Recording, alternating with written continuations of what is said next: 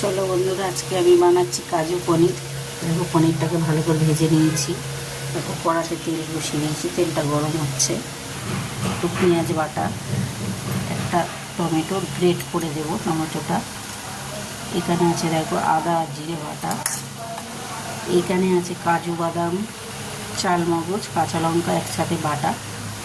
তো এবারে আমি রান্নাটা শুরু করব, দেখতে থাকো তোমরা। রান্নাটা শুরু করে দিয়েছি। দেখো, তেলটা গরম হয়ে গেছে। প্রথমে একটা তেজপাতা দিয়ে দেবো, তারপর তেলেতে পেঁয়াজ বাটা দিয়ে দেবো। পেঁয়াজ বাটাটা একটু নাড়াচাড়া করবো।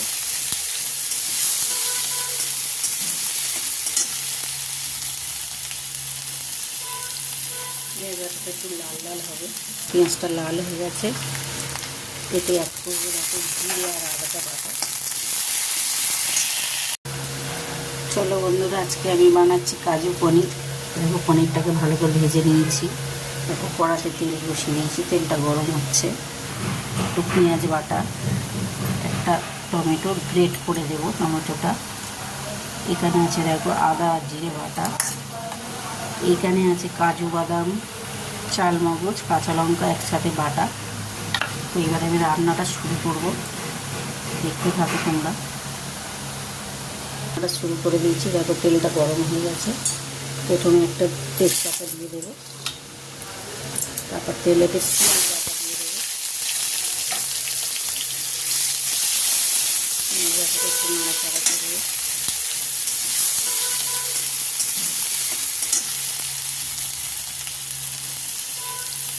পেঁয়াজ বাটাটা একটু লাল লাল হবে। পেঁয়াজটা লাল হয়ে গেছে, এতে এক করবো দেখো জিরে আর আদাটা বাটা। মশলাটা একটু ভাজা ভাজা হবে। মশলা থেকে কাঁচা গন্ধটা ছেড়ে গেছে। দেবো টমেটো বাটা, নুন, মিষ্টি অ্যাড করবো।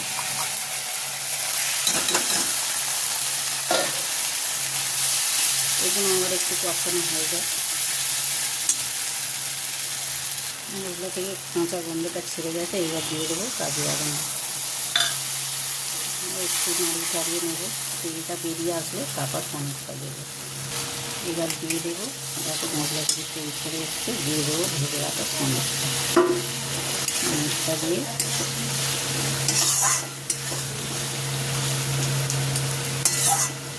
একটু ফুটে উঠলে এবার একটু ঘি দিয়ে লাগিয়ে দেবো। রেডি হয়ে গেছে একদম কাজু বাটা দিয়ে পনির, কাজু পনির।